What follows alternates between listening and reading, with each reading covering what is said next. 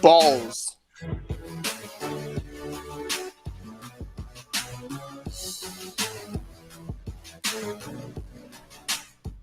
Balls.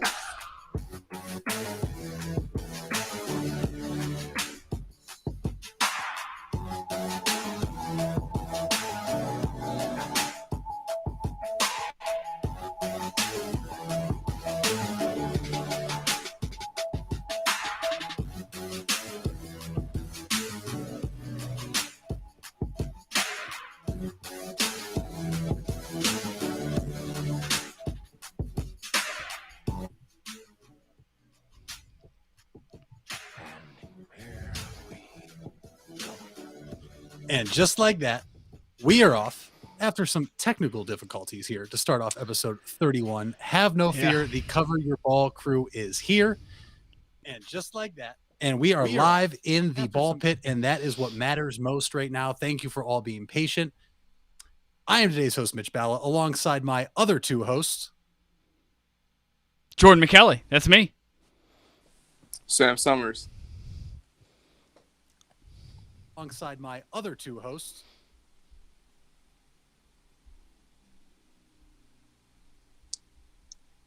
Can you hear me? Hello?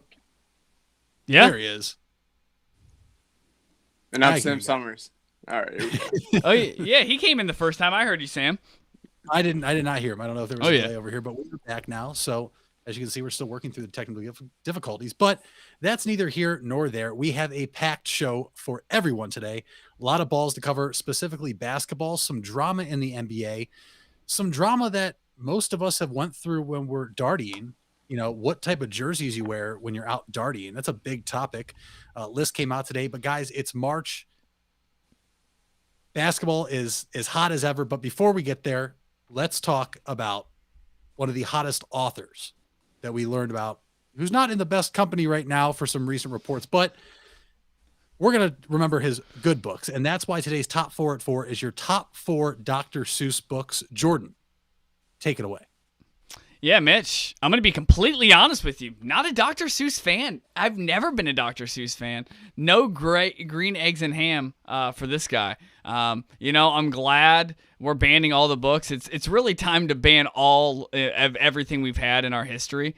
You know, let's try to ban everything that we've ever done that's slightly bad. I'm here for it. I don't have a top 4 favorite because I don't like any of them. And, you know, I'm not here for cancel culture, but right now in this moment, I'm all for it. It's a good move. Thanks, Sam. Sam, what's your top 4? Yeah, absolutely, Mitch. At number 4, I have Fox and Socks. I vividly remember getting that book at Borders. Must have been about 5 years old. I don't know.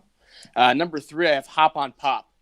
It's the classic book. Has 2 little kids hopping on their pop. Some yellow characters hopping on pop. Fantastic book. I think my pop-up read that one to me. So shout out Paul Crow. Number 2, I have Oh, the Places You'll Go. Just an absolute classic to get at high school graduation. You know, as I get older, that book becomes more true every day. So just a fantastic book with great visuals. Number 1, I do have Green Eggs and Ham. Why do you think there's so many Sams, you know, out there? It's probably that book. Shout out to all the Sams. Sam I am. Yeah, shout out to the memory of Dr. Seuss. Sam, that is a great number 1 pick. He said the memory of Dr. Seuss. He's right, though. I mean, hey, listen, he's in there now, and you know, not a great person. Did write some good books. Did write some very controversial books that have been getting a lot of hate right now. But nevertheless, I'll give you my top 4, and I'll start at the top. Sam had the same number 1 as me, Green Eggs and Ham. A classic book, one of the best childhood books I ever read. Guys, at number 2, I had One Fish, Two Fish, Red Fish, Blue Fish. That was also another great read by Dr. Seuss himself. Number 3, the classic Cat in the Hat. I mean, that's the first thing I think about when you talk about Dr. Seuss is the cat that was in that hat. And at number 4, guys, A Walk It in My Pocket. Ooh, wow. That was, you know, just... It's a very good book, and, you know, you can really remix it over Walk It Like I Talk It by Migos. So there's a lot of diversity and different ways to use that book. So if you're not good at reading, you can listen to the audio version of a rap of it. But nonetheless, that was why I put that at number 4. And that was my top 4 Dr. Seuss books at 4. Great picks, Mitch. Those were solid. Jordan, Guys, you got a new face there. Guys, let's start this show off in the NBA. Yep. All right. A lot of things went down in the NBA last night. And, I tweeted something out before we get into a lot of, I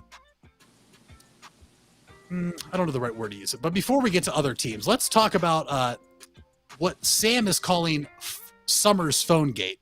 Sam, there was a tweet sent out on the Cover Your Balls page last night where you guaranteed the Cleveland Cavaliers would win by 15 points over the Indiana Pacers. Now, do you have any comment on that? Was that you? Was your phone stolen? Was it hacked? Just a classic thumb slip up. Autocorrect did me wrong. I said Cavs would win by 1. Added the 5 in there for whatever reason. But you know what? Cavs almost did win. So shout out to the Cavs. You played very mediocre and you lost by 4 points. I didn't check the end of the score, but I had to stop watching. Well, Sam, I can imagine you had to stop watching the same reason that a lot of people shut off that game last night. The Cavs did lose to the Pacers 114-111, ending their 4-game win streak. They had 26 turnovers, fellas. Lord have mercy. Is 26 turnovers good? I've seen better. It's not great. It's not good. It's not good. What is that averaging over 4 quarters? 4 times 7 that's almost 7 turnovers a quarter. That's surreal. Speaking of turnovers, James Harden had so many turnovers last night, guys, that when he was in his post-game interview, he didn't even realize he had close to 8 turnovers. So that's kind of terrifying if you're a Brooklyn fan and a Cleveland fan when your teams turn the ball over that many times. And, a lot of times. Go ahead, Sam. Go ahead. Well, when you're the Nets and you're James Harden, when the Cavs had LeBron would turn it over like 9 times because he's doing dumb passes and nobody bats an eye.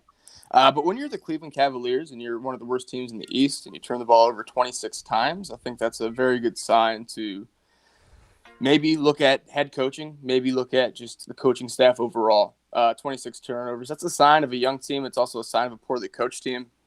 You can't always blame coaching, but the Cavs were up, I think it was 9 points, and then they turned the ball over 6 times in a row. And then they were down by like 3 or 4. And that's when I had enough. I turned it off.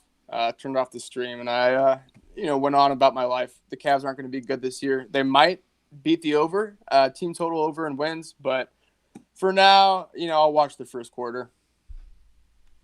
The first quarter? Just the first quarter? That's usually the best part of the Cavs game. If I get a notification from Bleacher Report with the eye-popping emoji saying Cavs lead late in the 4th, I'm going to go look. But for now, I need a break. Sam, go all in or get out. You're either a Cavs fan, sir, or you're not a Cavs fan. You don't get to pop in for the first quarter and then not come back. This isn't like in high school where you watch the first quarter, so your family sees that you're in the crowd with your girlfriend and then you get to disappear for the next 3 quarters. That's not how this works. You got to stay for all 4 quarters, son. You understand? Like, you're a Cleveland, you're a Browns fan, aren't you? You're absolutely right. It sure as hell ain't worse than that. I got to stick around. Last 20 years. I got a Cavs tattoo on my body, so I'm sticking it out for life. But you know what? It's NBA basketball. I think that the diehard Cavs fans, they'll give me a cut. That's fair. I'll give him a cut because I do the same thing, and I usually have better things to do anyway. I know Sam and I like to give people the ring around when we play some Call of Duty, and that's just more entertaining sometimes when you watch the Cavs. Guys, 26 turnovers, a lot of turnovers, but TJ McConnell had a triple-double last night of 16 points, 13 assists, and 10 steals. He had 9 steals alone in the first half, setting an NBA record. Colin Sexton almost matched that with 32 points, 10 assists, and 6 turnovers. Couldn't quite get the triple-double of the turnover margin there. Listen, we're not going to spend too much time here because we have a lot better things to talk about, a lot more balls to cover. Just had to address the fact the Cavs were just in the giving mood, and that's okay. Christmas was a few months ago, but it's always nice to see that people are still in the giving mood any time of the year. And I think that's what the Cavs are doing last night. Darius Garland did leave the game due to injury. Hopefully he returns and is able to play again after the All-Star break, because one thing was exposed last night. When Colin Sexton isn't handling the ball and Garland's out, we don't have a ball handler. And that looked to be the Achilles heel last night. And let's move on. And before we move on, shred Jetty Osman right now. Just trade him right now for one of the balls in the ball pit behind Jordan right there. I would trade him for one of the more valuable than Jetty Osman, who I watched bank in a floater last night. He should have just been cut after that, because there's no way he was trying to bank that. But guys, let's move on. Let's move on to the two biggest games last night in the NBA. And let's start in the Eastern Conference, where the Utah Jazz visited the 76ers, a matchup of the two top seeds from the Western Conference and the Eastern Conference. As I had said on Tuesday, the 76ers were frauds. They had a 2-6 record against teams above 500. Jazz, obviously above 500. The Jazz, hottest team for a while in the NBA, have now come back to the pack a little bit, 6-4 after the last 10 guys. But yes, the Sixers did win. But Jordan, a lot more happened on the court for Donovan Mitchell last night, and especially after the game. And we'll get that clip played here soon. What is your takeaway, though, after the Sixers beat the Jazz in overtime last night? You know, a lot of these teams are just trying to get to the All-Star break. It's simple as that. A lot of these teams don't even want to play in the All-Star game, and I think they're already thinking about that. They were thinking about that leading up to that game. I just think they were trying to get through it. I don't take a whole lot from last night. To be honest with you, I don't think a whole lot of the Philadelphia 76ers. And so I don't take a ton from that game last night, other than Embiid is really healthy, and he's playing really good basketball right now. But that's nothing new at all. So really no surprises last night for me, other than maybe, Donovan Mitchell getting ejected, which we'll get to. But I don't think we should look into it a whole lot. I mean, the All-Star break is coming up right now, and to be honest with you, there's over 40 games left. So I don't think it's going to be a big deal I don't think they're going to slow up at all. I think Quinn Snyder has the Jazz playing maybe the best basketball ever, and people need to remember that Quinn Snyder had the Jazz playing playoff basketball before Donovan Mitchell even got there. So Quinn Snyder, very good coach in Utah. I expect them to get better. I don't think they're necessarily a fraud. If they were out in the East, I might talk about them getting out of the East, but they're in the West. It's a gauntlet. You could honestly get a bad matchup and lose like they did last year against the Denver Nuggets, because that's what happened. Yeah, you're exactly right, Jordan. The one big thing with the 76ers this year that I should mention is that Joel Embiid is healthy. They've kept him healthy all year. Knock on wood. Great player. He should win MVP this year. It will be great to see a center win that award. I couldn't even tell you the last center to win that award. But you know what, Jordan, you're right in the fact that none of these games matter until the playoffs, especially in the NBA. This is where teams, let up on the brakes a little bit. 1 seed, 2 seed, it doesn't really matter in the East, even 3-4 seed at that point with the East. The West, it matters a little more, but you could get a bad matchup in the first round with the way the West works. So, no doubt.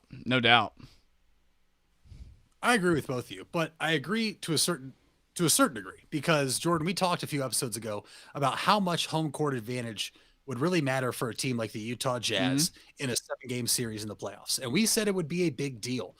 Same if Denver were to rattle off some wins and get up there, just because that is a home court advantage because of the altitude and the difference they play at. But the Jazz are starting to come back, Jordan. Like I said, 6-4 in their last 10. They have 9 losses total, so almost half their losses in just the last 10 games. The Sixers ultimately are going to want home court advantage in the Eastern Conference if they can help it. If it comes down to them playing the Brooklyn Nets or even the Milwaukee Bucks. But Jordan, I said on Tuesday the Sixers are frauds. I have not been high on the Utah Jazz at all. I think that they're they're what the Atlanta Hawks used to be in the Eastern Conference, when they had those 2 years where they just ran away with the East and then ultimately ran into LeBron James and the Cavaliers and got swept. Ultimately, I see that happening to the Jazz again. Maybe not getting swept, but they're going to run into LeBron James. But Jordan, out of the Sixers and Jazz, which one of these two teams are bigger frauds? Oh, I think it's certainly the 76ers. One, because Joel Embiid has shown that he can't stay healthy. And what is the best ability? The best ability is availability, and he's already missed a lot of games this year, like a lot. And so that's, I know that they're trying to be, really cautious and prevent an injury from occurring rather than deal with it once you get it. And I'm all about that. But I just don't feel like that's a cohesive unit. I don't feel like that the team is built to win. I know that they have a lot of star power on that team, but I'm not a Ben Simmons fan. I'm not a huge Ben Simmons fan. And I know we talked about him the other day, and I am a fan of Ben Simmons in the sense of, he shoots nearly 60%. Okay. Shoots nearly 60%. But if I have to pick between one or the other, I'm not going to pick between, the Donovan Mitchell. I can't pick Ben Simmons over Donovan Mitchell at the end of a game. And if your point guard can't shoot the ball and Ben Simmons can't shoot the ball, that's a problem, guys. I understand Embiid is really good. I just don't think he's quite as good as we think he is. I also think Donovan Mitchell is a lot better than we think he is. I think it's definitely the Sixers. I could see the Sixers. I mean, we got to remember the Sixers got bounced first round last year, right? 4 games. They win a game last year? No. The answer is no. I know the answer. I do. Over here. Pick me. Yeah, they didn't win a game. They got swept. I don't know. I understand. They're playing good basketball.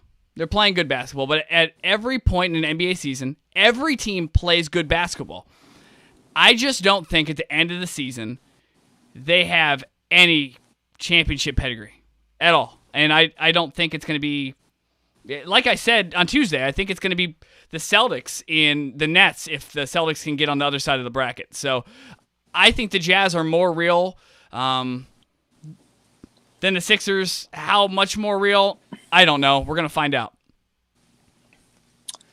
I think the Jazz are pretty reminiscent, Mitch. There's the word for you, reminiscent, of the 2006-2007 Detroit Pistons team with Chauncey Billups, Rip Hamilton, Tayshaun Prince, Sheed Wallace, Ben Wallace, if I hadn't mentioned him yet.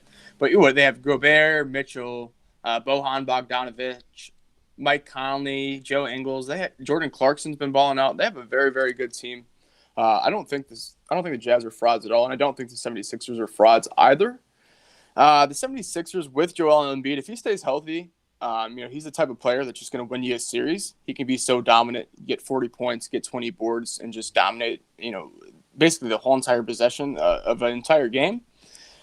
I honestly, I think the 76ers, they're my early finals pick. I think they're going to make it out of the East this year. My friend Steve, he's a big 76ers fan from Steve's Art Shack, so I'm not going to bash the Sixers, and I really like the Jazz, so that's where I stand. Guys, the easy answer is the Philadelphia 76ers are the biggest fraud. I said it on Tuesday. Now, apparently, anytime I call a team out, like the Wizards, like the Cavs, like the Nets, and now the Sixers, they just go on a roll and win. So doesn't just because they listen to me and they get their feelings hurt doesn't mean that they're that much better.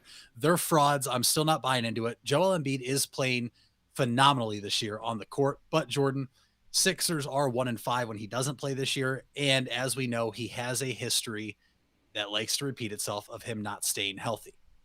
And part of the reason he doesn't stay healthy, Jordan, is because he's a big man, but also takes a lot of hard falls and flops a lot. And we saw that last night in the game against the Jazz when he apparently flopped and the referees called a foul on the Jazz, which all 5 players of the Jazz were very upset about. Donovan Mitchell, very vocally and showed emotions with his hands and arms, which you're not supposed to do towards an official, got a technical foul that Joel Embiid was egging the referee on with. If you saw the video, he was literally looking at the referee, trying to get him to tee him up. Referee did. Jordan and Sam, Donovan Mitchell was later ejected in the game. Now, we see ejections happen all the time, but guys, Donovan Mitchell did not take kindly to this ejection. And no. Here's what he had to say after the game, actually. Got a little chippy. Just how frustrating is this one for you? First off, got to, give 76ers credit. They played a hard game. Joel does what he does. And, at the end of the day, they're a good team. We competed. But it's tough, KK. Like, it's tough to go out there and see how we fight and compete and to have a game like that taken from us. And I'm never, ever one to blame a ref, to blame an official. I could say we could have done more, but this is getting out of hand. There have been games like this that we've won. There have been games like this that we've lost. But this whole refereeing stuff and the way we're nice, we don't complain, we don't get frustrated. We fight through things. And the fact that we just continually get screwed in a way by this, we won this game, in my personal opinion. But like I said, I'm gonna give them credit. They won, whatever, cool. But this is it's a consistent thing. And the question is, can we do it? Can we sustain it? Are we for real number one? Yeah, the hell we are. And it's getting fucking ridiculous, KK. That this is what's happening. You know what I mean? We have a whole second half of the season to go and get ready for, but I'm sick of it. To be honest with you, we all are. And I think this is something that just it eats me. It eats at me, man. And I don't. Y'all know what it is. We all know what it is, but it's really getting out of hand. It's really, really, really getting out of hand. And well, do you guys think Donovan Mitchell was frustrated after hearing that? Maybe a little bit, just a little bit, just a little bit. Not a whole lot. Do you think Donovan was frustrated last night? Sure, sounds like it. Jordan, what are your initial thoughts after hearing that? I mean, apparently Donovan says they won the game. Scoreboard shows something completely different. He doesn't like to dog the refs, and then he went ahead and threw a shot at the referees. Are the Utah Jazz being officiated wrongly compared to other teams in the NBA, or is Donovan Mitchell being sensitive? I mean, he's definitely being sensitive. Sometimes bad calls just happen. It's simple as that. The refs are human. Sometimes they make bad calls, and they're held accountable. I mean, no mistake about it. After each game, each individual ref's calls are always reviewed. I know a guy who refereed in the NBA, and I know a guy who currently referees in the NBA games. So I know that they go through rigorous processes afterward. They don't want to make their life harder, so I don't think they're being refereed fairly. But sometimes, when it rains, it pours, and sometimes you just have a lot of bad calls in a short period of time, and you get a short fuse because Utah's going out there to prove that they're really a basketball team. And last year, they got put out of the playoffs early, very early, and early by a team that's not at the top of the pack right now in the Denver Nuggets. So they're trying to separate themselves and really trying to, break through and get to that next level. And I think it's just frustrating. You can tell Donovan Mitchell, wears his emotions on his sleeves. He's just frustrated. Definitely not, this isn't like a Tim Donahue thing. You know what I mean? No one's going to write a book about this. So he just needs to settle down. I think it'll come back down. But we all get heated. You know what I mean? I was in a Wendy's drive-thru the other day. I was pissed by the time I got my food. I was furious. You know what I mean? So sometimes we just get heated. Donovan Mitchell, it's okay, brother. Just eat a Snickers. It's okay. Sam, I'm going to ask you a different question. And you can still reply to that first one, and if, Donovan Mitchell is, too emotional there. But the other night we saw Devin Booker get ejected for bouncing a ball too hard at a referee. Have the NBA referees become too soft, Sam? You know what? I don't know what it's like to be a professional referee, but I would like to see these refs have a bit more patience. I teach high schoolers, and I have, I would say, a good level of patience. I can take things into account. I can take some heat and respond calmly. And again, in the heat of the moment, everybody gets fired up. You might make a reaction, but these refs just need to chill out. I'm kind of intrigued what Donovan Mitchell meant by, what's going on. I know what's going on. I think there's some hidden comments behind that. I'm not going to infer. But I think the referees have gotten a little out of hand. Maybe tone it in, calm down. I'd like to see some younger referees out here, get the new generation rolling. That's a great answer. That is phenomenal.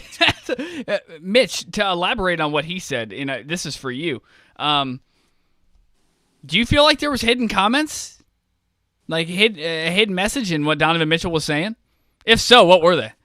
I think there was a little bit of subliminal message in there, a little under the radar shots he was throwing. I think that he's very frustrated and, he's going to get fined. Let's put it that way. You can't make any comments about the referees. And I think that he took that whole minute and 30 to really say what needed to be said without saying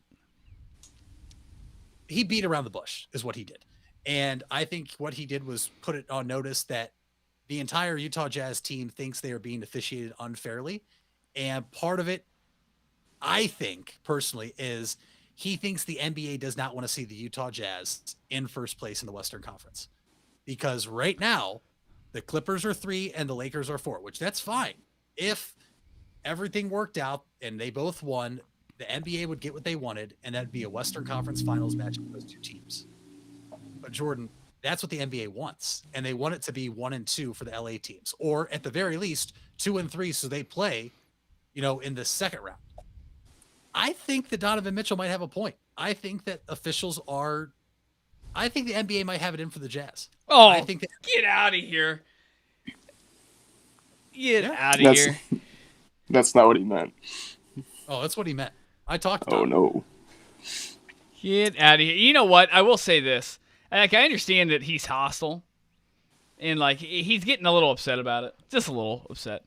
But it's not like he went to McDonald's for, like, a dollar cone and their ice cream machine was down. You know what I mean? He just got thrown out of the game. Like, that's it. And he hurt a security guard. Did you see that when he knocked the cooler over? What do you mean? No, I didn't. But I saw that he went back and apologized. Hey, that happens. Djokovic did that a couple months ago when he hit that tennis ball and it hit the woman straight in the face. The ump. I don't know if you guys see that. That shit just happens. I think everybody saw that one. He was disqualified immediately. He was disqualified immediately, but the news made it sound like he just picked up an old mare at a traffic stop and kidnapped it. And he didn't do that at all. It was an accident. He was frustrated. Sometimes when you're frustrated, that's what happens. I mean, we watched LeBron basically break his hand on a clipboard after game 1 of the 2017 finals? Or 18. That was 18. Yeah, well, that's because J.R. Smith was off the henny. Off the henny. It happens. Maybe. Guys, there was another big game we'll just be brief on that happened last night in the NBA, and that was the Warriors in Portland, where the Blazers walked away with a 108-106 win. Lillard hitting a deep 3 to go up by 2 with just seconds remaining. Jordan, Trailblazers, 20-14. Sitting pretty in the Western Conference. 5th seed. Yeah. Is that a big win for them? That's a huge win. It's a huge win because they're playing shorthanded. There's no, CJ McCollum, he was having arguably his best season ever. They haven't had Nurkic for a good portion. Dame is playing like an MVP, and I know that we're going to get into who we think, our top 3 MVP candidates are. But he's been really impressive. I've never really been high on the Trailblazers, and it's because of this. It's because Dame has to sometimes shoulder so much of the load. We have to remember he hasn't had a lot of, I know CJ McCollum's been pretty good, but he hasn't been good enough to really to help Dame get past any of these teams. I'm impressed by Dame. I don't know if you guys are impressed by him. I think he's playing his best basketball ever. I love Dame time. Definitely an MVP. Trailblazers would be nothing without Damian Lillard. I don't watch this game. I'm not a big basketball guy unless I have a little money on it, to be honest with you. But I'll watch the honesty full fold. You know what? I'm just an honest guy. But when Damian Lillard's playing, especially in the playoffs, I'm watching one of my favorite players in the league. It's Dame time, baby. So let's go Trailblazers. Shout out CJ McCollum, Stark County boy. Yes, sir. It is Dame time, boys. And let me tell you, he is absolutely in the MVP conversation. The Blazers, I told you at the beginning of the year, Jordan, I was high on the Blazers, and I can't help but think where they could possibly be if CJ was playing right now, just because it's a whole nother element to the offensive style they play. And listen, they're only 2.5 back of the Lakers and the Clippers, so they're right there. I mean, listen, the West is still open. I still think the Lakers are the favorite, but huge win for the Trailblazers. You know, there was a huge story that came out yesterday that what Damian Lillard has been playing through. And if you guys haven't seen or heard that, I would advise you to go check it out on The Athletic, or there's other people out there on Twitter who have posted, you know, screenshots of the story. But Damian Lillard has been playing through a lot of family deaths, a lot of friend deaths, more so than people could ever imagine. And it's kind of crazy that he's doing that and still putting on a show and carrying the Portland Trailblazers right now. And I'm excited to see where they go from here. But Jordan, you brought it up. What did I bring up? You brought up MVP. So give me your top 3 MVP candidates right now in order for the favorite and then second and third. Okay, so here's the thing about MVP. What is MVP? Let's define it right now. Well, at least what it is for me. MVP, you have to be more valuable than any other guy on any other team to your own team. I don't care about I care about your stats to a degree, but it doesn't have to be like a couple years ago when Russell Westbrook did that averaging a triple-double for a couple seasons in a row. He would never won. He would have never won in my year. So keep that in mind when I'm going over these. Okay? Right now, I have LeBron James at number 3. The Lakers, like the Heat and many other teams that have played deep into the playoffs, have battled a lot of injuries. We don't know when Anthony Davis is coming back. Dennis Schroeder has really come to be much bigger impact than even I thought he would be. LeBron's had to shoulder a lot of the load. Anytime somebody's coming on the court and seeing a good amount of minutes like Alex Caruso, you're probably having to do a little more work than you want to. At number 2, I have Joel Embiid. Joel Embiid's staying healthy. He's staying really healthy. Now, I don't know how many games he has to play for us to take him into consideration for MVP. Like, if he misses 15 games, guys, can we keep him? You know, can he still be an MVP candidate? I don't know. All I know is that a couple years ago, I think James Harden played 65 games maybe, and he won MVP. So that's something to keep an eye on. It is a shortened season, 72 games. At number 1, I know his stats aren't great, and I'm going to get a lot of shit for this, and I understand why. I'm going to go with Chris Paul. I don't care what his stats are at all. Don't care at all.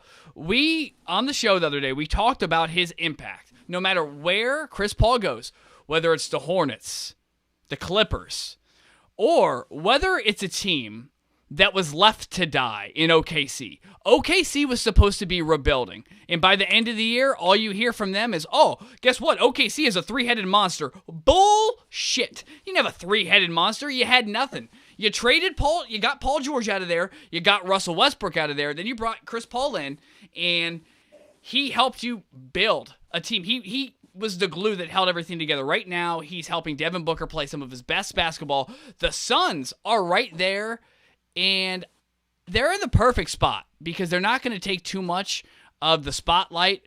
A lot of the cameras aren't going to be specifically on them. Really, they're playing with house money as far as I'm concerned with CP3 late in his career. I mean, you have a shot. Got a shot. So that's my MVP. I got LeBron at 3, Joel Embiid at 2, and at number 1, Chris Paul. I can't hate that pick, Jordan. I respect that a lot.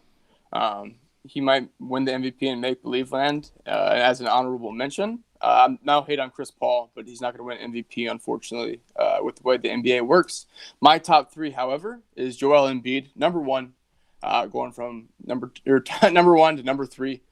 We got Joel Embiid. Number 2, we got LeBron James. LeBron James should win it every year. He is the MVP of the NBA. I think he deserves at least one more. I'll be surprised if he does get one more. I think the NBA is done giving him MVP, but we'll see. Number 3, I have Nikola Jokic, another big man.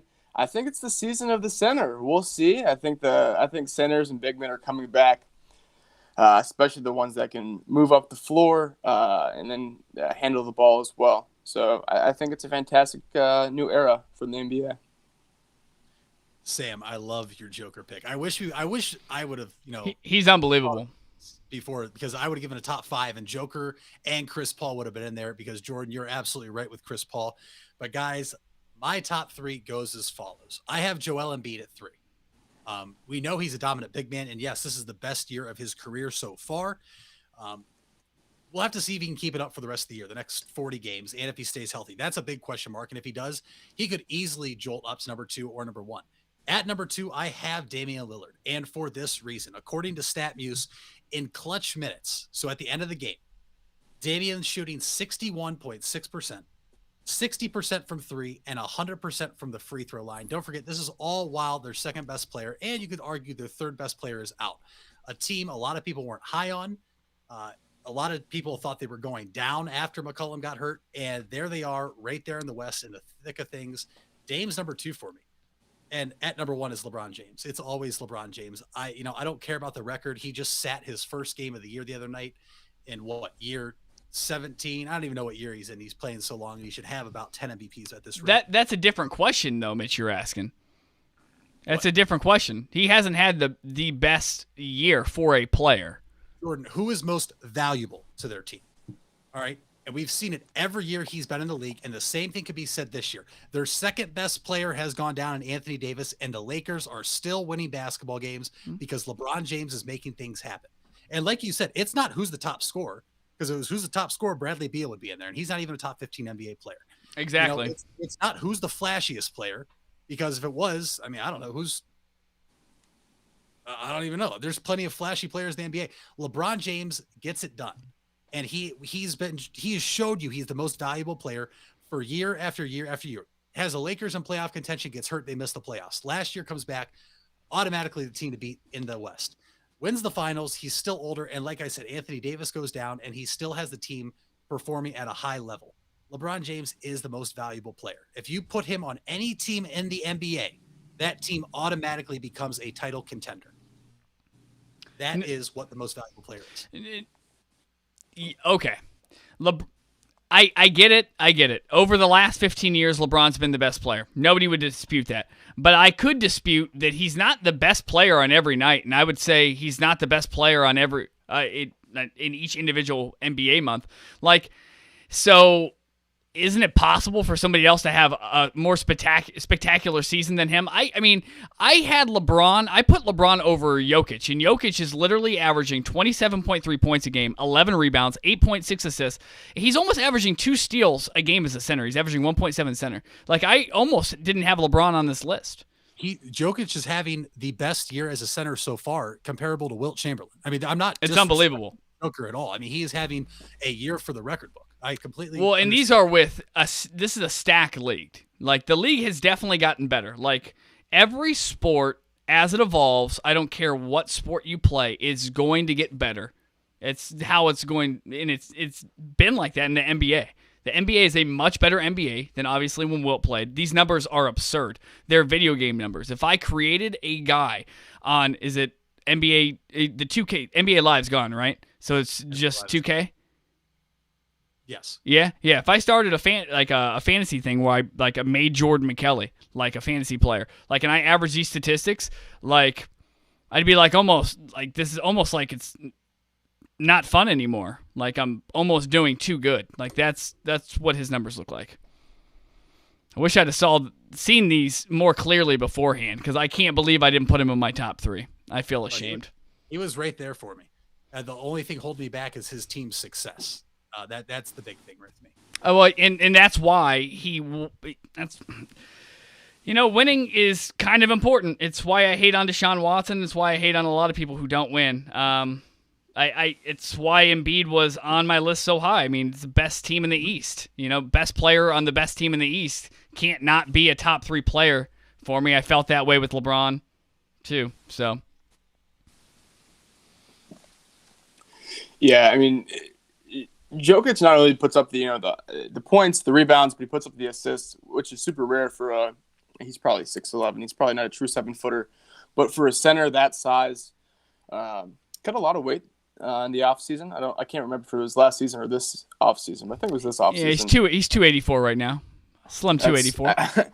Yeah, if you're 6'11", 284, and you're moving the ball up court like he does, and he runs the offense, you got to win MVP. I don't think he will, but he sure deserves the respect. He's one of the most entertaining players in the NBA. Hands down.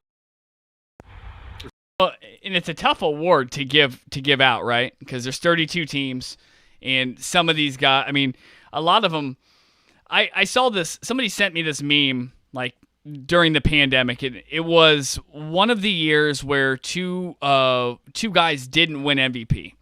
And two of the guys who didn't win MVP in like the 60s or 70s, one of the guys was averaging like almost like a quadrupled up. It was absurd, the numbers. I think somebody averaged 27 rebounds a game, and they were the runner-up for MVP. So it's a really weird award, right? Like, it's LeBron than everybody else. But I'm not mad at your guys' list. These were pretty quality lists. I think everybody's list is very quality. And like I said, if we had did top 5, I firmly believe that maybe if you don't agree Dame is on there, I think all of us would have had 4 of the same players on there easily, with Joker and LeBron, Embiid, and then I think Chris Paul should be up there. I mean, look at the Phoenix Suns, man. I mean, I know they went undefeated in the bubble, but they're the 2 seed in the Western Conference. I don't think anybody saw that coming. And they're only going to get better. Oh, absolutely.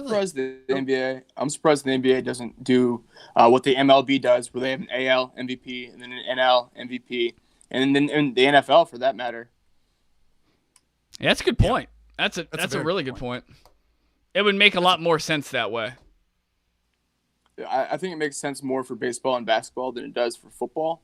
But I mean, either way, more awards, more publicity, and I think more player respect. I think that's more of a players' league move. Mm-hmm. Mm-hmm. I completely agree. Guys, it's March. And I know a lot of people are out there waiting for the headlines, but we're going to talk about college basketball first because we have some juicy headlines that are going to take up probably the rest of the show. But with it being March, gentlemen,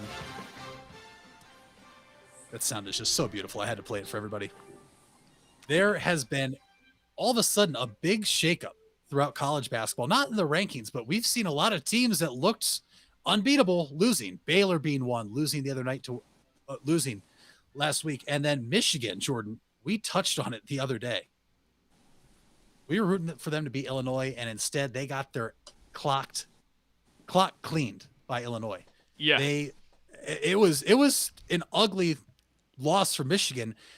Illinois winning 76-53. And Illinois now jumping up, or Illinois playing themselves into the 1 seed, potentially the second number 1 seed overall behind Gonzaga. Jordan, what was your reaction from that game the other night?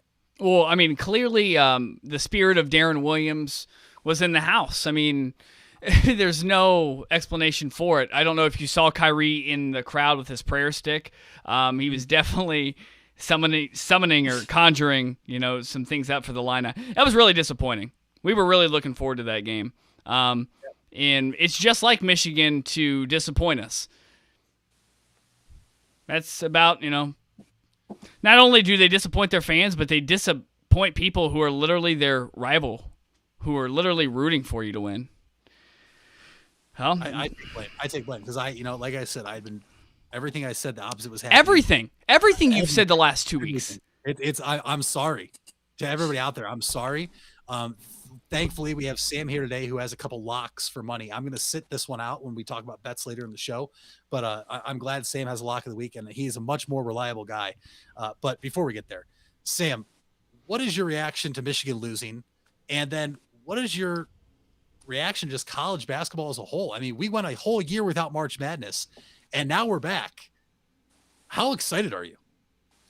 You know what? I'm pretty pumped for March Madness. I enjoy anytime Michigan loses. I don't ever root for Michigan. Maybe if they're battling communism, I'd root for Michigan. But other than that, not many situations would I haven't been – I don't typically watch college basketball until the tournament. So I was actually I watched the last tournament that was played. I saw the first round. I saw some good games down in Columbus. That was a lot of fun. I think college basketball this year is very, very competitive. I think there's probably 4 or 5 teams that could win it all, especially when you have Gonzaga, Baylor, Michigan, all as the best teams. Those teams blow it all the time. Gonzaga, they'll blow it. Baylor, they'll blow it. Michigan, they usually don't blow in the tournament. I'll give them props. They're a lot of fun to watch in the tournament, too. I can't lie. Michigan basketball is a lot of fun. I won't root for them, but still. I'm really excited to do a Mr. Summers bracket challenge. That's going to be a hot time in my classroom. Possibly we'll do a ball pit bracket challenge. So I'm going for the first perfect bracket ever. I'm going to guarantee it. I'm going to do it this year. So guaranteed first perfect bracket.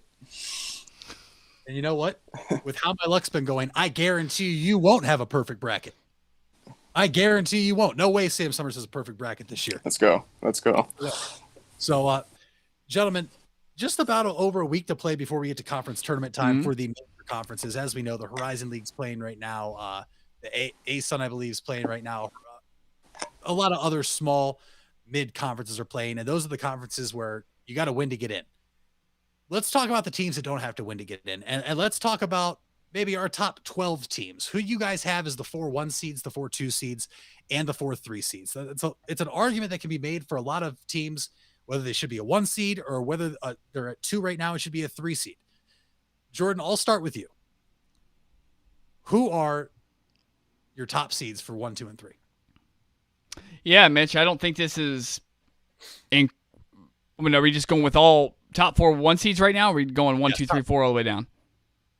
Let's just do your top. Let's go top 4 1 seeds right now. Then Sam, and then me. We'll keep throwing it around. Cool. Yeah, I'm going to be quick with this. It's Gonzaga. Michigan's still one of my top 4 teams. It was only their second loss. And we got to remember they had like 20 days or so that they couldn't even like play basketball or practice. They came back and then they won.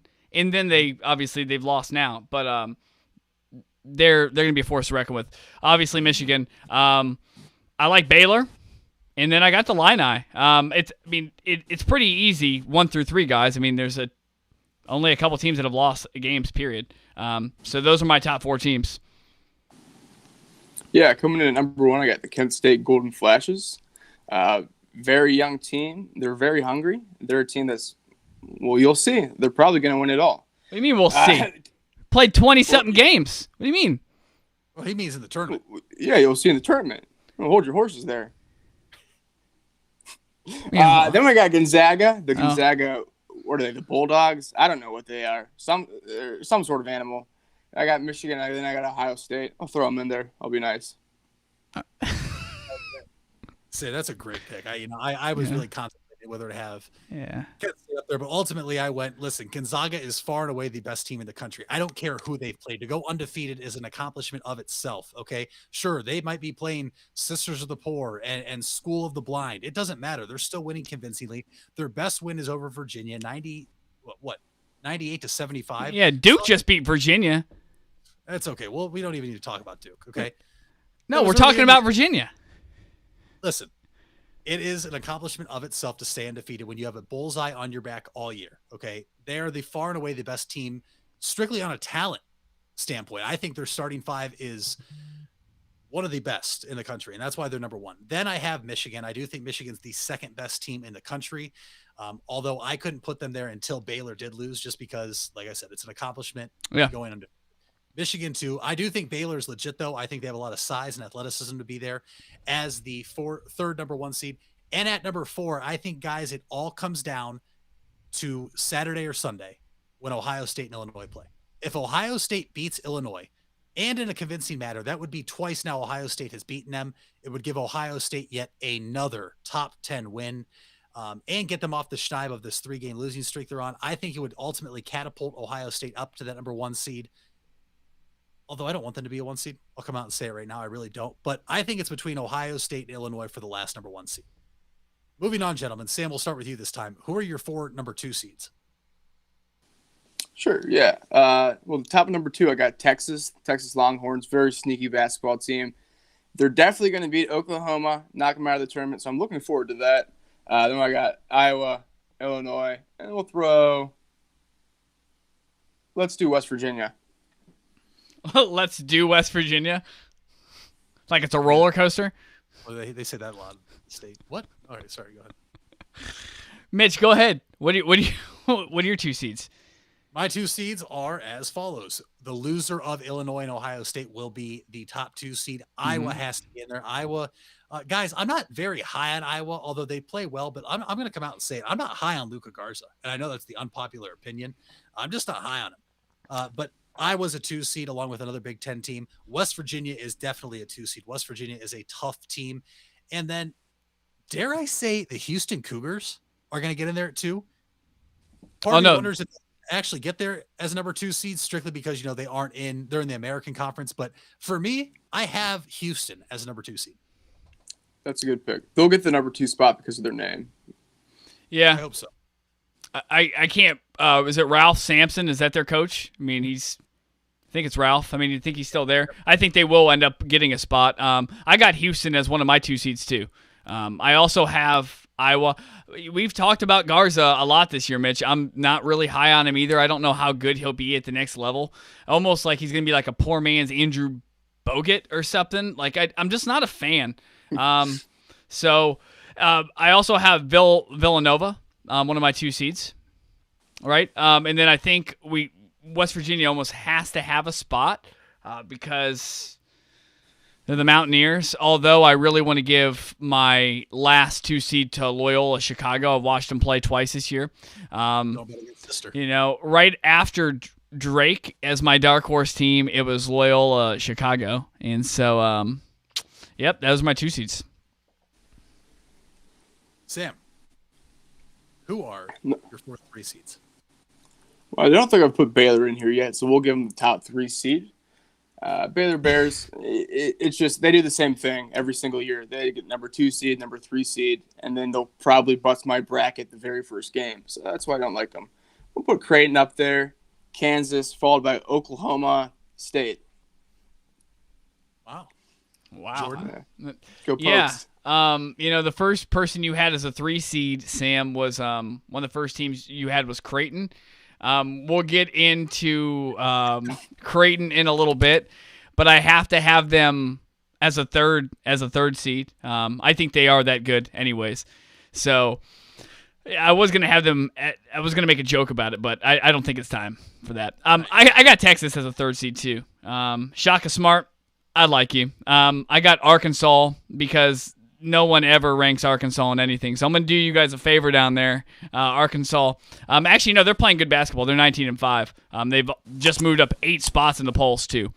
5 losses at this point in the season, not bad. We got to remember we had a ton of conference games, which is why teams like Ohio State who have 7 losses, it's because they're in a really good conference. You're playing more conference games.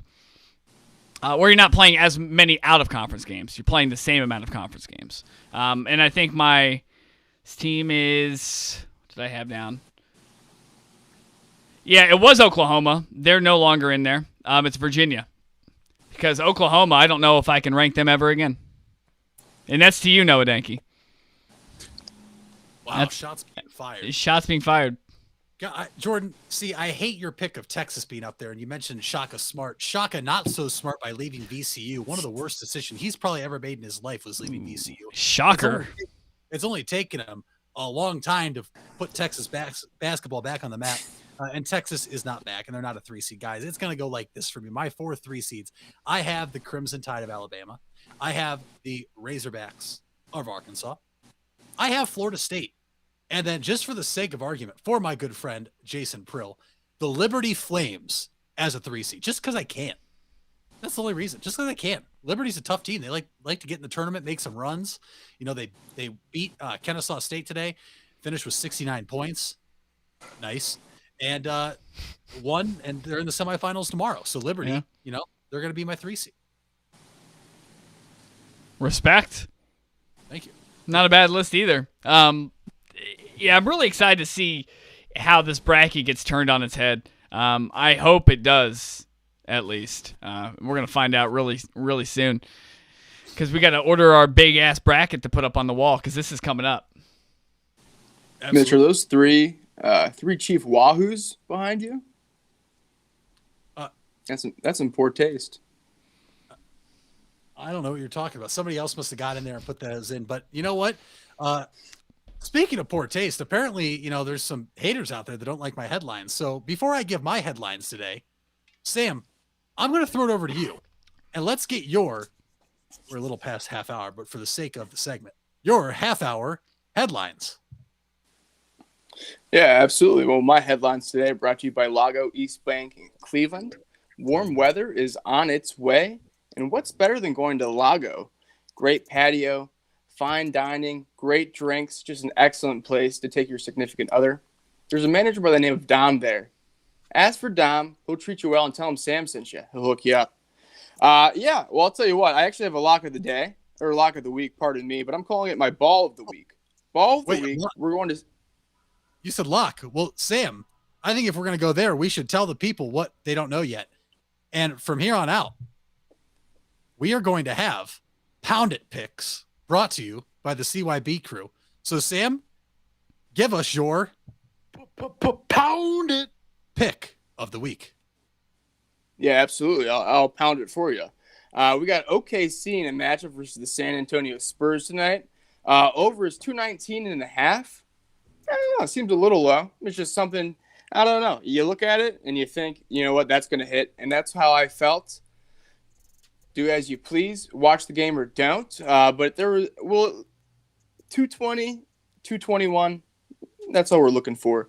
My headlines, I just have a quick shout out to Jason Sudeikis. I don't know if you guys saw him accepting his Golden Globes award, but it's one of the funniest things you'll ever see. Tie-dye hoodie. He has to be stoned. There's no other explanation, just rambling on. Just an absolutely stick it to the man move, almost. Salt Bae is worth $69 million. That guy does this on meats worth $69 million. I found that to be unbelievable. But it doesn't shock me. There are millionaires for literally now everything in this world, so there's just too much money out there. Coming in, I got Move Bitch, Get Out of the Way. Ludacris is now a licensed pilot. The rapper Ludacris, yes. Classic Move Bitch. Classics like My Chick Bad, My Chick Good. My chick do stuff that your chick wish she could. And Kellen Winslow Jr. is doing stuff that nobody wishes they could. He's sentenced to 14 years in prison for multiple things, but I believe that he forced himself upon a homeless woman, which I don't know what's wrong with this guy, but I hope he gets some help. I used to have his jersey, so I'm sure I'll get canceled for a photo of myself and a Kellen Winslow Jr. jersey as an 8-year-old. I actually have as an 8-year-old. There's a tweet. Yeah, so well, you never know. At 12:24 p.m. today, Johnny Manziel tweeted, "I have so many amazing fans that I take for granted. Never again. My apologies." So all you Johnny Manziel fans out there, just like me, we're in the clear. Johnny cares about us again. I don't know why he stopped caring, but maybe he's back in the Fan Football League, which I absolutely adore. You got to check it out. And to top it off, I'm getting my second dose of the vaccine tomorrow. So hey, I'm vaccinated. If you see me in public, don't shame me. I'm a vaccinated man. And that's all I have for our 516 headlines today. Well, let's go ahead and give Sam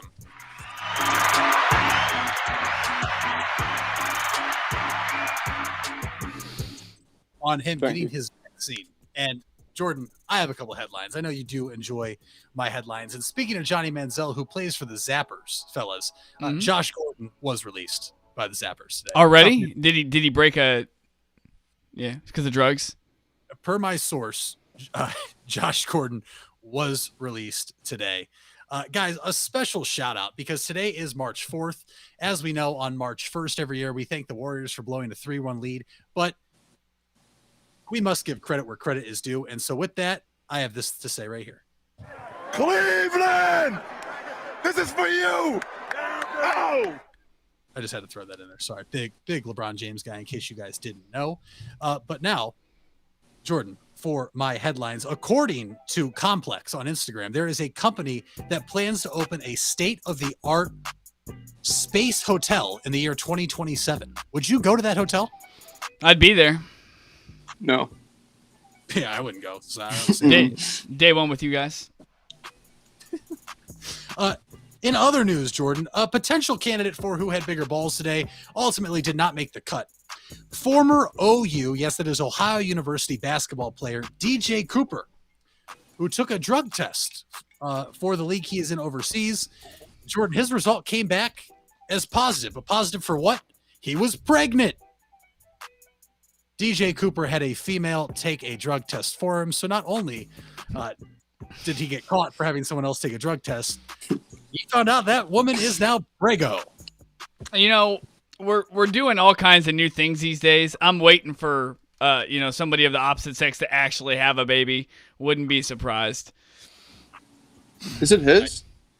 I don't know if it's his or not. I just saw that and knew I needed to let everybody That in the would be ball. funny.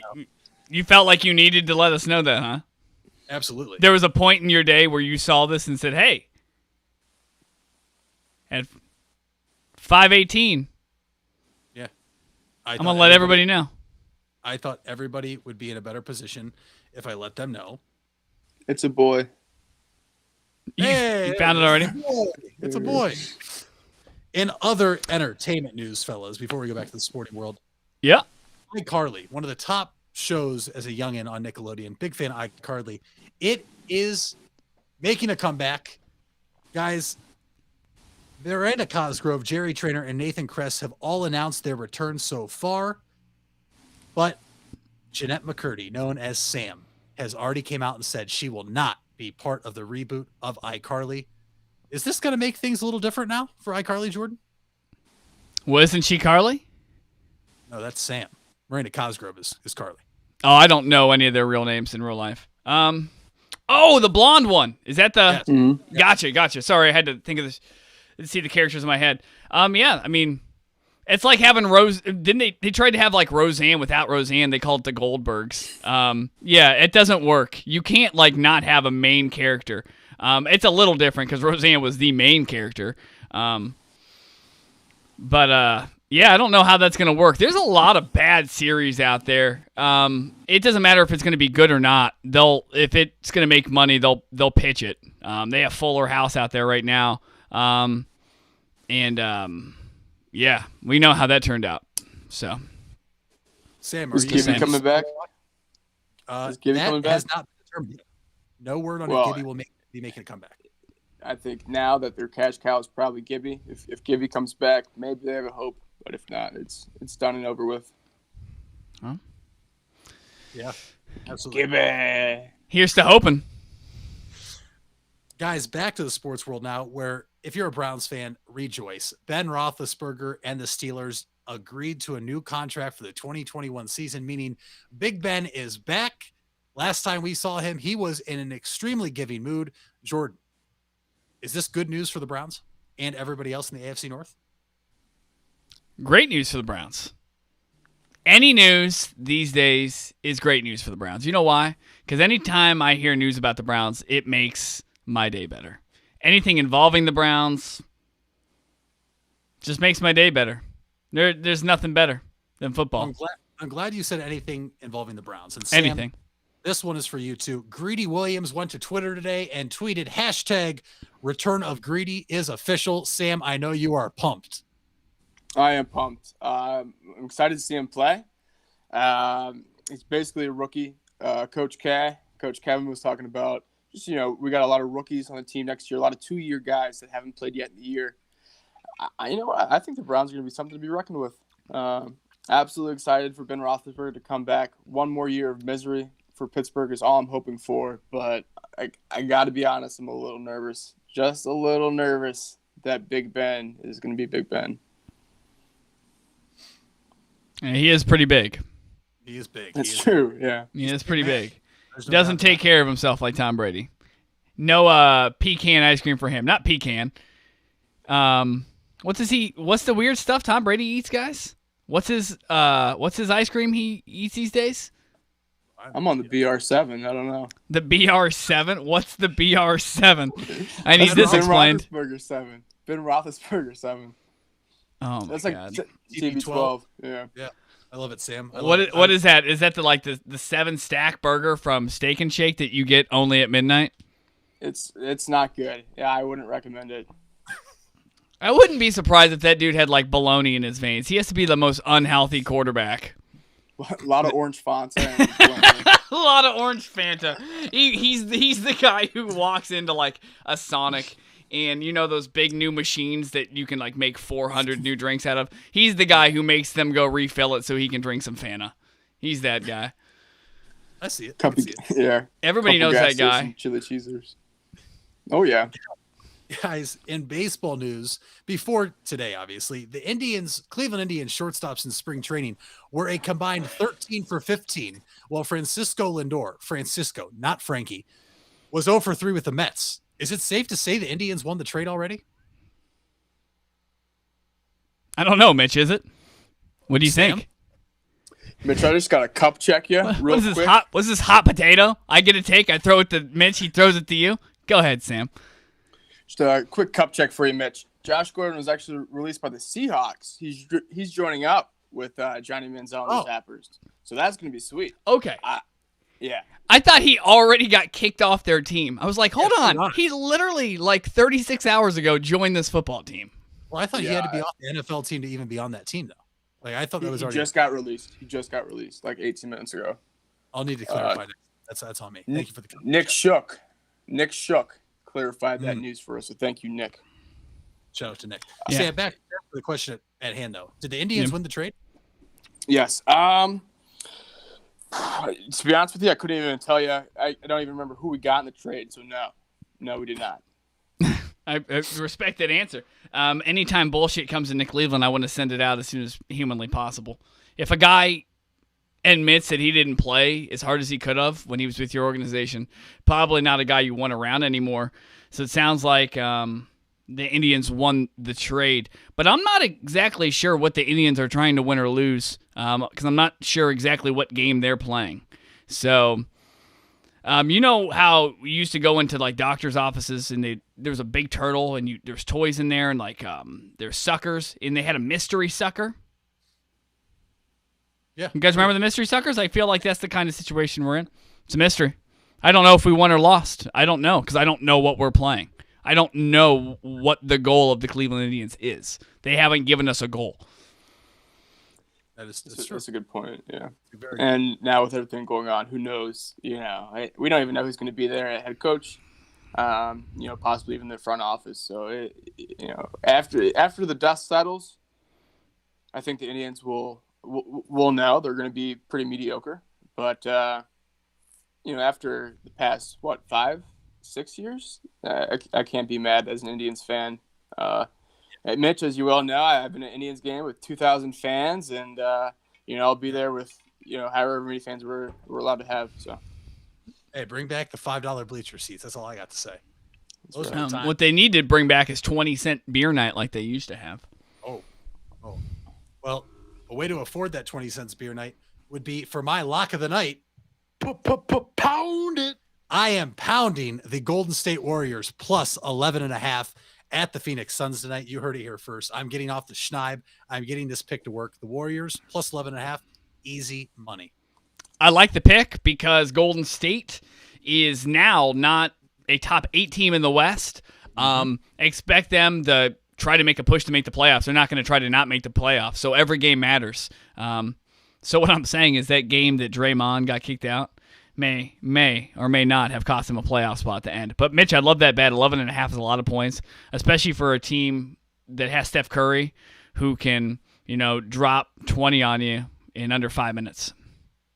I completely agree. Can't believe that's 11.5. Oh. Guys, that is the end of the headlines today. And before we get to bigger balls, there is something else we needed to discuss. What's that? And Sam, I'm going to throw it over to you because you brought it to my attention today. There was a list brought up today of the top 10 Darty jerseys to wear. And for those unaware, Darty is day parties. So day drinking jerseys you would wear. So if you go to a college campus, the top 10 jerseys apparently on this list are what you would see or the most popular. Sam, you disagreed with the list, and so did I. But I'll let you take it from here in analyzing the list and then giving us your top 5 Darty jerseys. Yeah, let me actually pull the list up, Mitch. The top 10. Oh, that's hilarious. I just took a glimpse at this list. I'll get this list up on the screen for us. Yeah, I mean, there's just some obvious bias in the list. That's why I didn't really take it too seriously. You got like a Jason Campbell's Bear jersey coming in at 3. So I'll just run it down. They got the purple Toronto Raptors with the Raptor on it, the Vince Carter. That's a great number 1. I wouldn't be able to disagree with that. Michael Jordan, Toon Squad jersey, also a good one. But I'd rather see like a Bugs Bunny, whoever else was on that squad, I couldn't tell you. Then they have Jason Campbell from the Bears. The black pinstripe Magic Shaquille O'Neal jersey. Again, can't disagree. Kenny Trill, Texas A&M. That's cool. I like that. It's more for the name than anything. It probably wouldn't have Trill on the back, so people are asking who's that, and then like Kenny Trill. I'm like, oh, it's cool. Team basketball number 5. Mike Bibby, the I don't know what's like the Aqua Vancouver Grizzlies jersey. Casey Peters. I don't know who Casey Peters is. That might be a joke. Coming in at number 8 for the Blue Devils, Jacoby Ellsbury for the Yankees, and then Riot Whitney, Edmonton Oilers. So obviously, just some overall bias in that list. I didn't think it was very respectable, but I'll give you some ones that I thought of, Mitch, off the top of my head. I got number 1, number 13, Ohio State. Of course, that belongs to Maurice the Beast, Maurice Claret. The 1-year wonder for Ohio State, championship winner. I got number 2. I got no order. These are just what's off the top of my head. I got Blake Griffin to Clippers, maybe a white number 32 jersey. If you have that, you're pretty cool in my book. Who didn't love, what's that, Dunk City or whatever City. They used to be called. Yeah, Lob City. There we go. Anything Supersonics, maybe Ray Allen, maybe a Sean Kemp, a Gary Payton, if you will. Preferably green. That's pretty cool. The golden double zero Wizards jersey, Gilbert Arenas. Those old gold Wizards jerseys were a lot of fun. I remember them when they played the Cavs in the first round for like 4 years in a row. I got a Ricky Rubio Timberwolves jersey. And either or, you can go Chicago Bulls or Boston Celtics. I prefer the all green, but a Brian Scalabrine jersey. Pull that out on St. Patty's Day. You may have the best day of your life. Come on, baby. I see no lies. Jordan, that's a phenomenal list. I actually have 2 or 3 of the ones you just mentioned. So Jordan, I'll throw it over to you. What are your top 5 Darty jerseys? Yeah, so I'm going to look at this top 10 first. I will say they had one of mine, which was Vince Carter. Vince Carter is one of my favorite players. Also, a Raptor on a jersey. How can you not buy that? It looks awesome. So that makes sense. Toon Squad, the Michael Jordan one, I wish I would have had that on mine. I've seen it at so many day drinking parties. I've had friends that wear them beside me. I don't know how I don't have one yet. May have to go buy one tonight. I have Allen Iverson. Allen Iverson is one of my favorite players. I think I have like 4 or 5 of his jerseys. I have Ray Allen, one of the best sharpshooters of all time. J.J. Redick, favorite college player of all time, and a jersey, Mitch, that you gave to me not too long ago. But he's one of my favorite baseball players. Ken Griffey Jr. You know it. Yep, and that was an honorable mention for me because I had a feeling you were going to mention that one in there with yours. That was one of my favorites I used to wear, and I just, you saw it here, you loved it, and I was like, hey, I don't wear that. I have too many jerseys. If you know me and you watch the show, you see I usually have a different jersey in the background every episode. I have a lot of jerseys. A lot. You haven't even seen them all yet. And Jordan and Sam can both attest to this. I have a lot of jerseys. Probably too many. I have a problem. Okay? But without further ado, guys, here's my 5 in no particular order. Sam hit it on the head. Any Supersonics jersey. I do have a Kevin Durant Supersonics jersey, which sure, I got a little bit of shit for that when he went to Golden State. The Cavs were always playing him, but I don't care. A Supersonics jersey is just a great look. Got a Ray Allen one right over there. A love it. Flint Tropics jersey is a personal favorite of mine. That is one I had before I ended up selling it because somebody offered to buy it for 3 times what I paid. And that was just a no-brainer. I'm a businessman as well. How much was that? You can't just breeze past that? Got it off of, I believe it was Ejected at the time for about $21. Offered to pay me $65.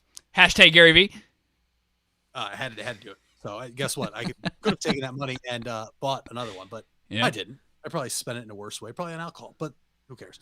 Another one is my Christian Laettner USA jersey. Because everybody hates Laettner. That's just everybody hates him. I have my Milwaukee Bucks Ray Allen jersey, which Tyler Galt still has. Tyler, I know you're going to watch this episode at a later time because you can't watch live right now. So, Mr. Galt, when I come watch you pitch for the Zips, I'd like to have that jersey back. And guys, lastly, a Rob Gronkowski jersey because he's just a party animal. So you put that on, you're expected to be a party animal, aren't you? You're supposed to be the life of the party at that point. Right. Absolutely. An honorable mention, I never had it, but would be an O.J. Simpson jersey. The juice is loose. Is loose. Juice is loose. Would love to know what other people have out there. So if you're listening to us live right now on YouTube, Facebook, or Twitter, drop it in the comment. If you're out there in the ball pit listening to us on Apple or Spotify, tweet at us at CYB Live Show.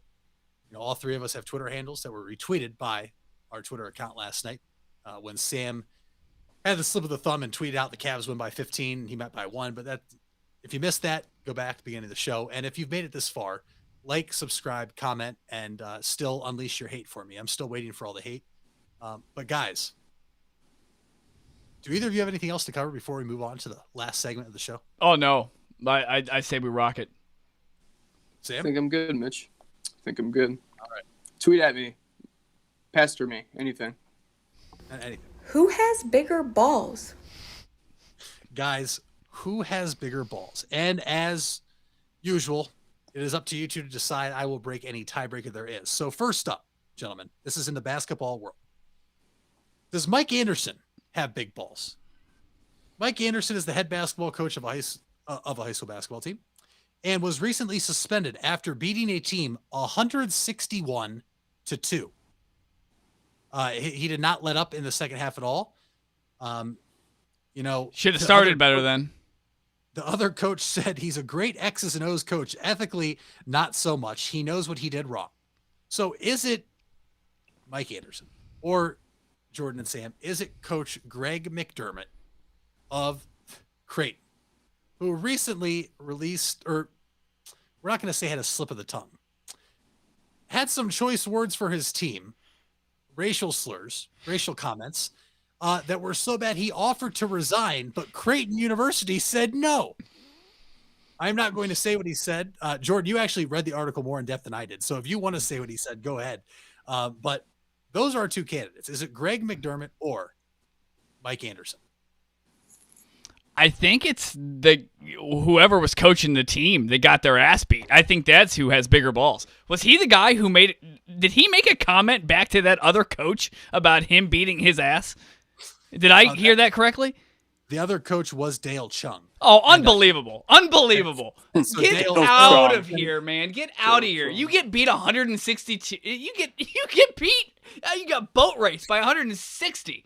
They were down 104-1 at halftime. It sounds like he let up in the second half. I mean, he didn't win 208-2. How do you only score 2 points? Drive to the hoop and get fouled. Like, where's your pride at? Like, I would. Well, it was the same Utah refs, so it was the same refs that were in. What's up with this crew? I don't know. Can I vote for the other coach? Can I vote for him? Because I don't think I can vote for. I can't. You can throw an audible. Can I? Yeah, I'm going to vote for him personally. You guys can Dale have Chung. a change. Let's go Chung. Yeah. Sam is on the board then. I agree. Yeah, Creighton's coach released a statement. He was like, "If the team wants to fire me, if they think I deserve to be fired, then I'll step down." So can we talk about this for a second? Can we say what he said? Go ahead. So he's in the locker room, and he says that we have to stay in this fight together. Not one of us can't leave this plantation. He said plantation. At what point in your life would you ever need? You know how we take all these classes in school that we'll never need? Like at what point did someone tell him plantation? He thought, hey, I'm going to save that for when my team is really down in the dumps and I need to pull them out of the pits of hell. I'm going to say, hey, guys, you want to go back to the plantation? I didn't think so. Because like this, like who makes that type of comment? My God. It's definitely one of the worst comments of all time. Yeah, very interesting. I wonder if he's from the South, where he maybe it's in his vocabulary more. That's what I asked Mitch because I don't know what it's like. So that's really possible. Right, and then with I guess the meaning behind plantation, it's a really dumb thing to say. I'm not going to crucify the coach for what he said. I very interesting choice of words. Hopefully he didn't have a hidden meaning behind it. I don't think he did. But I hope not. Yeah, definitely going with Dale Chung here. What's up with Dale Chung letting your team get beat by 100? you got to go out there and start fight the other coach, for goodness sakes. Come on, Dale Chung. You have a little heart. You have a little morals. Your team's down 2,000, and you're sitting there on the sidelines being, all right, guys, what play we're going to run? What are you saying? Down 100. This guy needs to be fired immediately. And I'll go in there. We'll play him again, and we're not going to lose by 100. We might lose by 50, but it sure won't be 100. I'll go out there and play. Hell of a halftime speech. What did he tell them at halftime? Why don't you? Yeah, what's he saying?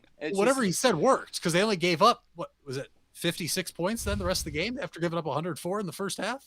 All right, guys. 0 at half? I need more bend in your knees. We need a little more bend. You're not getting deep enough for defense. I need a little more bend in your knees. Like, were they scoring on the wrong hoop? 161 points and only having 2 points, 1.5. They had to have been scoring on the wrong hoop, right? You're asking the right question. It's probably the first question we should have asked, honestly. I've been a part of a Jay Friends team that purposely tried to lose by 100, and it was a lot harder than it seemed. I'm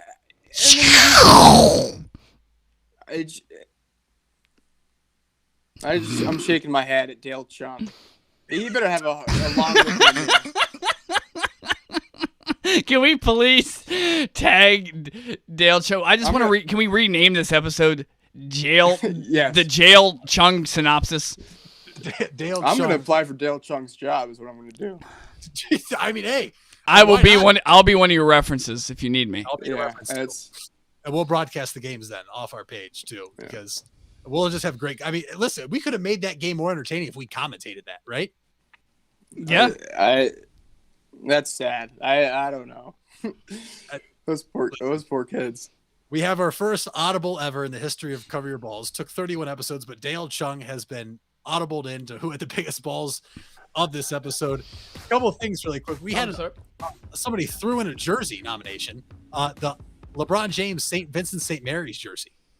That is a fire take for a hot jersey to wear during Darty. That is by Mitch Farnsworth. Shout out to Kyle Heckman, who was trying to win a Rocket League tournament. He wanted some luck, so good luck to Kyle Heckman, loyal listener. And shout out to everybody out there in the ball pit. Thank you for listening, following us along. Sam is back after his 1 week hiatus. Hopefully he doesn't go into another hiatus, and hopefully he's back next week for episode 33. In the meantime, we'll catch you guys for episode 32 on Tuesday. Thank you. Peace and love. And as always, guys, you gonna let fucking Baker Mayfield do this shit to you, bro? See you back here.